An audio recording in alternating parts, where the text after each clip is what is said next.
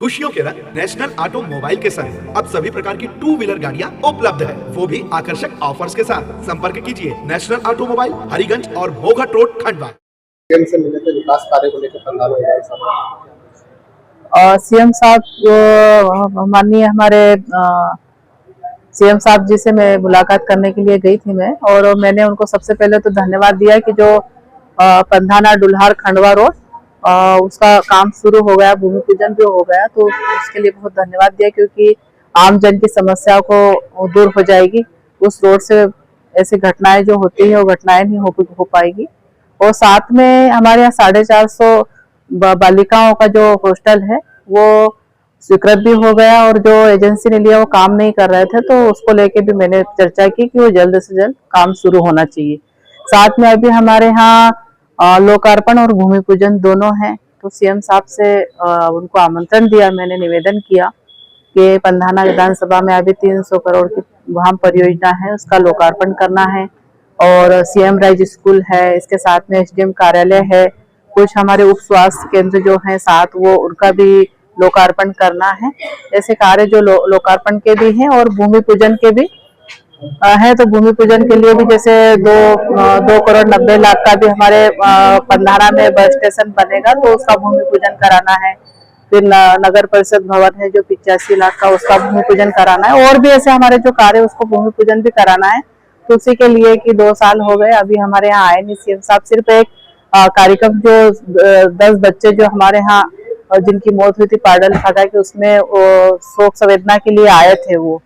तो अभी उनसे यही निवेदन किया है कि हमारी पंधाना विधानसभा में आके आप लोकार्पण और भूमि पूजन के लिए आमंत्रित है, आप आइए। इसीलिए मैं परसों उनसे मिली थी। इसके साथ में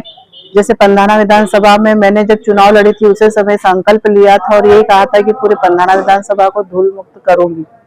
पिछले 2 साल में 40 रोड ऐसे हैं कि जो बन गए हैं, और बाकी हमने 164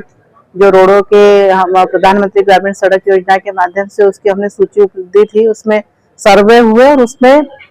अभी 29 रोड मतलब आ भी गए हैं सर्वे में, और बाकी के और हमने बात की है कि गांव से गांव को जोड़ना चाहिए, और ज्यादा से ज्यादा क्षेत्र में जो रोड बनेंगे तो हमारे गांव के आमजन की समस्या दूर हल हो जाएगी। और इसके साथ में बहुत सारे ऐसे जो हमने बिल्डिंग सामुदायिक भवन दिए हैं, और अन्य जैसे हॉस्पिटल अभी 50 बेड का पंधाना में बन रहा है,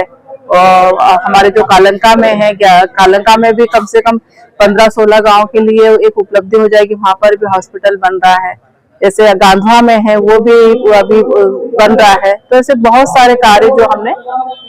कराए हैं 2 साल के कार्यकाल में, और अभी फिर से सीएम साहब आएंगे तो हमारे जो बड़े काम है, और मैं ये चाहती हूँ कि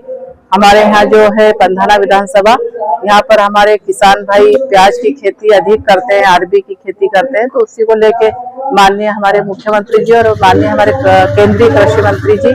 माननीय शिवराज सिंह जी से भी मैंने मुलाकात की थी, और उनको कहा था कि यहाँ पर एक प्याज की यूनिट होना चाहिए, यहाँ पाउडर बने और ये बाहर जाए पाउडर यहाँ का, क्योंकि